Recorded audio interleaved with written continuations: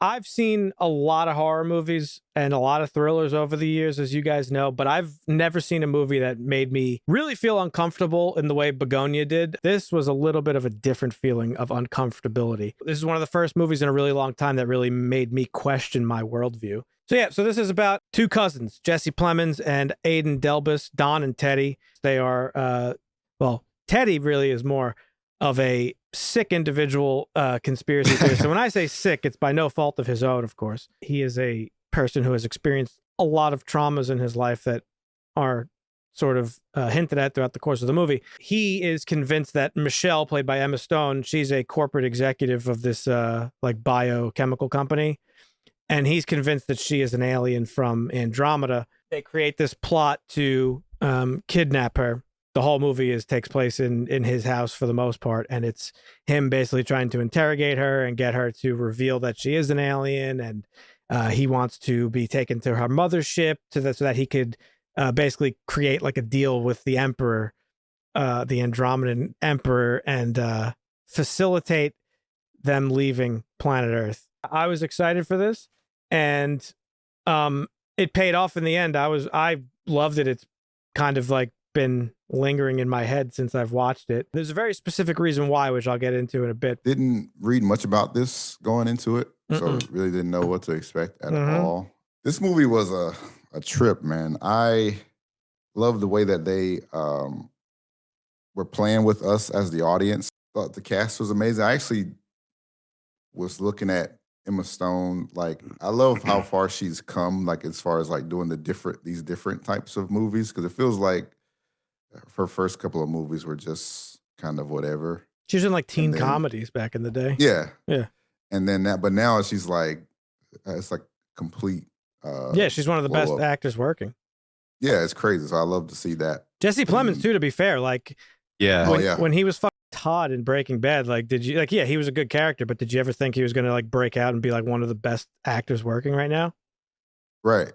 Not at all. I've always liked him as an actor. I thought he was great. Yeah. Yeah, he's great in Breaking Bad. Like, he's always been great, but in Breaking Bad, it was even. He was goofy. He was like comic relief, and then he shoots the kid, and you're like, oh, yeah, oh.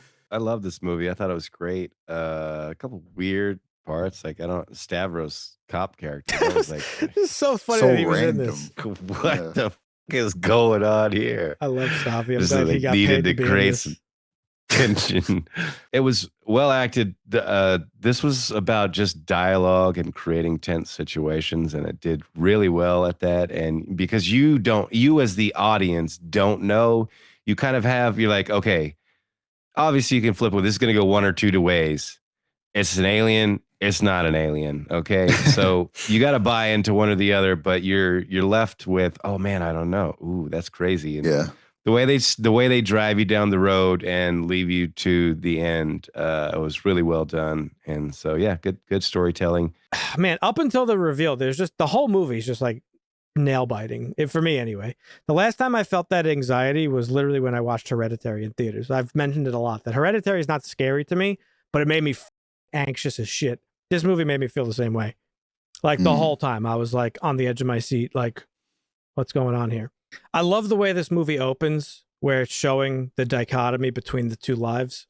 You got these two cousins who are like working out. They're doing like yoga videos, and they're jogging outside and not really eating super healthy, but like they're doing their thing. While that's showing, the movie's flashing to her, who's like this CEO living in a mansion, and in modern society, she's taking vitamins and like she's exercising on machines. And she mentions later on that she is on like a very expensive regimen of like anti-aging stuff. And like, so I really like that, how they framed these two characters early on and how their lives are like very disconnected. As you guys know, like I'm really into Carl Sagan. Like I've been into Carl Sagan for a very long time. Part of what shaped my worldview, he has this thing he calls the cosmic perspective. And that it's that if you as a human being can just step outside of yourself for a second and understand the vastness of time and space that we exist in, a universe that has been around for billions and billions of years, 14 billion years to be exact,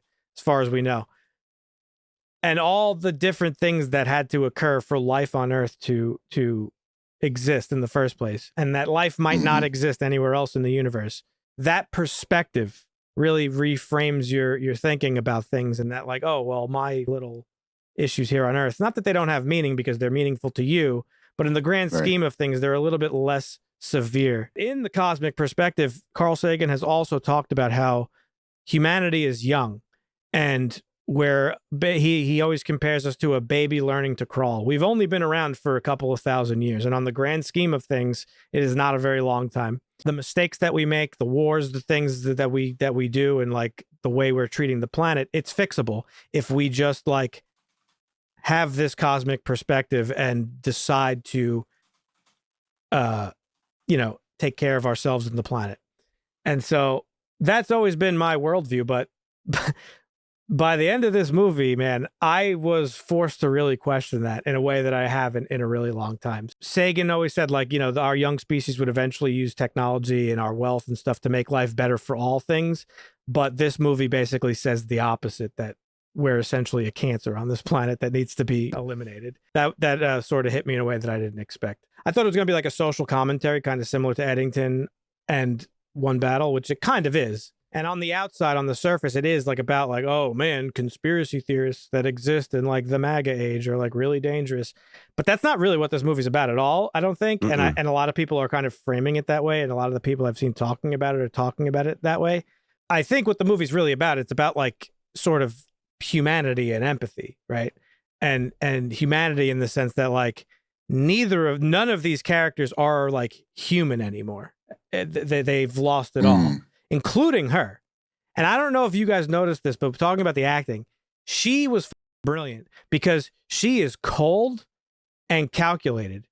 And she's like a tech billionaire. She's using corpo speak through this whole movie, and she's like trying to like, de-escalate and stuff. Talk her way out of it, yeah. But there's a point. She was killing it. It was crazy. But there are points where she snaps out of that, and you could tell like, oh, she's a monster. Yeah. Like she does not give a about them or anybody. Like, correct. Billionaires that exist. She is not a damsel in distress. I didn't even feel she was in danger at any point in time. I was just like, oh, me either. She's a monster, and this is crazy. I actually was having the same thoughts of that parallel between her being an alien or her just being a heartless tech billionaire. It's like it's almost the same thing, right? Like they have the same lack of care for humanity as one another, like aliens versus like a tech billionaire. Like they care the same. Like they wouldn't care. Like they step on 100,000 people and not feel a thing the same way, right? So I like how they had that parallel with this. Like it's almost the same monster. Yeah, regardless of if it is an alien or not. She is still an alien, whether she is or not literally an alien, because she's so disconnected from humanity itself that you could only be an alien. To be that, and to be a billionaire, to be a CEO, again, depending on what you think or your worldview, we're going to have some weird nerds in the comments like, stop talking about that $1 trillion company that way. But like, even every politician, they lose touch with reality. Yep. You do not become a billionaire humanely. You just don't. You get that level of power and money by stepping on people on the way up, by exploiting, by just raping and pillaging everything you possibly can to get there. The movie's super poignant because we're experiencing that now in our real life. People like Jesse Plemons' characters, these conspiracy theorists, like they're often vilified for obvious reasons. They're also very dangerous, but these are two sides of the same coin here. You know what I mean? Yeah. They were both created by the same system.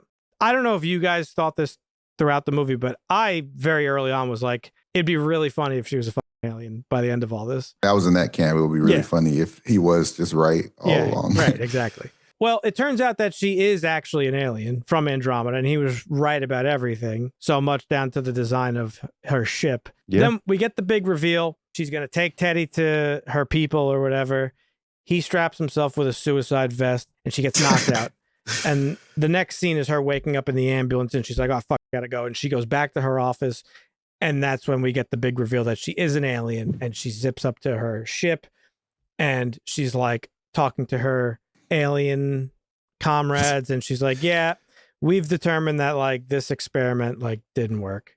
You think she was giving him true history when they had that discussion earlier. Well, that's the thing. The movie leaves it open for interpretation. I don't think the ending is meant to be taken literally. Personally, it can be. It could go either way.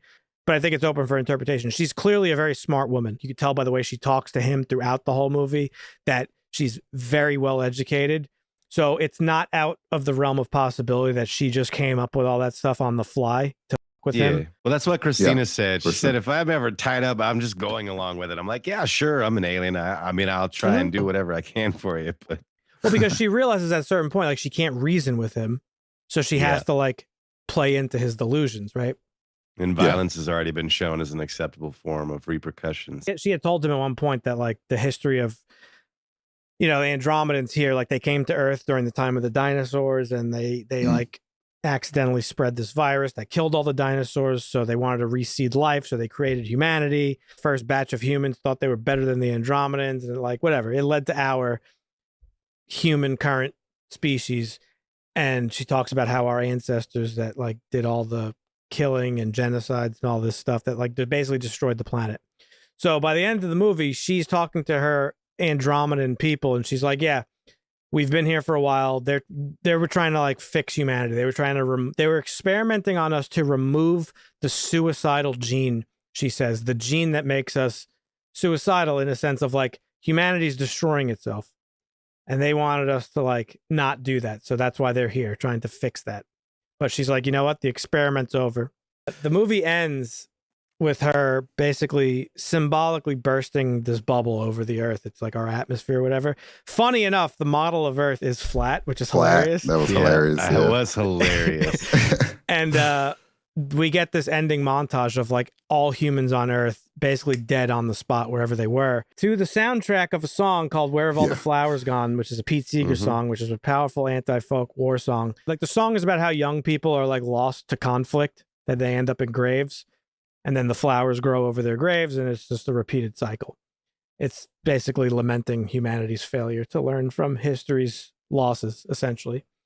And so that's the ultimate message of the movie is that like humanity is doomed because of our own, because of our own issues. Like we are a cancer on this earth. And what do you do with the cancer? You remove it. This hit me like a ton of bricks. I was like crying at the end of the movie. I was really emotional. It made me really emotional. Like, I had this worldview and I still technically hold that same worldview, but this really was the first time that challenged it in a way where I was like, oh, you're right. We probably do have to go.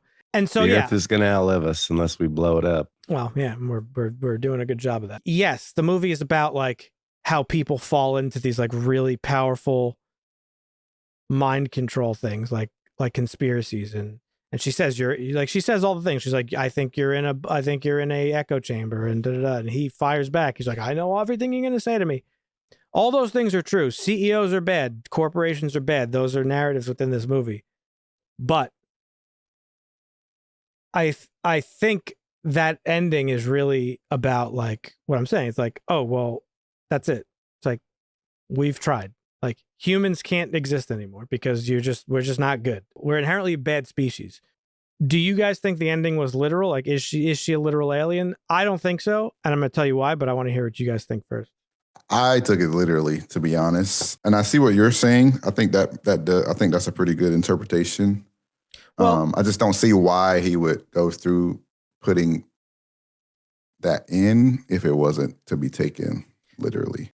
It could just be symbolic. There's the other whole thing I haven't mentioned yet. Begonia is an ancient Greek like folklore that believed that like out of the corpse of dead cows or ox or whatever, bees would come out of it. And so it's this belief that like out of death comes new life. And so the bees in this movie are very symbolic. Teddy he has an apiary or whatever. And he talks about like, oh, where you're killing the bees. The bees are dying. Killing the bees, yeah. Symbolically at the end, animals survive. All the humans die. She didn't kill life on Earth. She killed humans specifically. Yeah. Okay. So it suggests she's rejecting like humanity itself, not really life. So like it doesn't, that's fair. It might not be whether or not she's an alien. Her final act just kind of seems like, if you think about it logically, just like it's that final collapse of her empathy and sort of a commentary on how like really broken the structures of life of reality that we live in every day are like. Because she says it too to him. She's like, yeah, over the course of my life, I became somebody I'd never wanted to be. Like, she admits that she lost that empathy. She lost her connection to humanity. He obviously has. So I feel like it's more of like a narrative on that. It's just more of like a playful way to showcase that. I took it literal just because it's the way the story was told. It seemed to follow. I mean, you could certainly take the overall thing as a metaphor. I can see where you would or why you would. I don't think it matters either way. Yeah, I mean, it works either way. But yeah, it feels better if it all works out because he's not just this damaged guy. You find out like he's this detail oriented. He figured this shit out. Like. To a T, killing even random people, like being a monster, losing himself, but he figured all this shit out. So even so much so, like he had already killed some Andromedans. We don't know how many of them were Andromedans versus humans, and so he had figured out so much so that he literally had the Emperor alien herself, not just some worker bee, right? He had the queen bee essentially of the aliens. Yeah, I loved it. I thought it was fantastic. Like literally one of the best movies I've seen in a really, really long time. But yeah, that final scene, man, was really haunting for me. Day the Earth Stood Still. It's a movie from 1951. That movie came out 74 years ago, and that movie ended with a question of sort of hope, where that movie, it ends, the alien says, quote, "It's no concern of ours how you run your own planet, but if you threaten to extend your violence, this Earth of yours will be reduced to a burnt out cinder. Your choice is simple. Join us and live in peace, or pursue your present course and face obliteration. We shall be waiting for your answer. The decision rests with you." And similar to Carl Sagan's messaging, is humanity worth saving? Can we come together? Can kindness, tolerance, empathy, peace win? Or will we give ourselves over to the violence, hate, and division that we currently are experiencing at like in exponential rate, it seems, every single day? And can we see that the only possible outcome of that behavior is the end of our species? So like the message in Carl Sagan's message was positive. The Day the Earth Stood Still had a positive message. This movie does not have a positive message. I don't think that. No. I really think he ended it on purpose to be like, nope, we gotta go. Yeah. It's done. From what I looked at, it says it represents a moment of clarity where a pleasant illusion shatters. Humanity's cooked. It was a gut punch to me because I've always been like, nah, we could turn it around. I still do think that, but it's looking less and less possible as the days go by. Yeah, I don't know. Awesome movie. I thought it was really good. And, it's rare when movies make like an emotional impact like that. So, yeah, really, really, really love this movie. And this is one that I could watch. Definitely, I could watch it again tonight probably and enjoy it. Yeah, easily. I thought it was really well cast. I don't really have many complaints about this movie. It was really good. Absolutely. This has a 7.5 on IMDb. Bumping it up. It's a 10 for me. Nothing wrong with it. Nothing wrong. Literal perfect movie. I give it 8.5. Okay. I said nothing wrong with it too. That's a 10 for me too. Brilliant movie all around. Check it out if you haven't seen it, folks. If you have, obviously leave a comment. Let us know what you thought about it. Is there anything in the movie that we missed that you might want to add? And, what do you think about that ultimate question? What is to become of this human experiment here? Will we allow ourselves to become more selfish and cruel, or what? Those worlds in space are as countless as all the grains of sand on all the beaches of the earth. Each of those worlds is as real as ours. In every one of them, there's a succession of incidents, events, occurrences, which influence its future. Countless worlds, numberless moments, an immensity of space and time. And our small planet, at this moment, here we face a critical branch point in history. What we do with our world right now will propagate down through the centuries and powerfully affect the destiny of our descendants. It is well within our power to destroy our civilization and perhaps our species as well. If we capitulate to superstition or greed or stupidity, we can plunge our world into a darkness deeper than the time between the collapse of classical civilization and the Italian Renaissance. But we are also capable of using our compassion and our intelligence, our technology and our wealth to make an abundant and meaningful life for every inhabitant of this planet, to enhance enormously our understanding of the universe, and to carry us to the stars.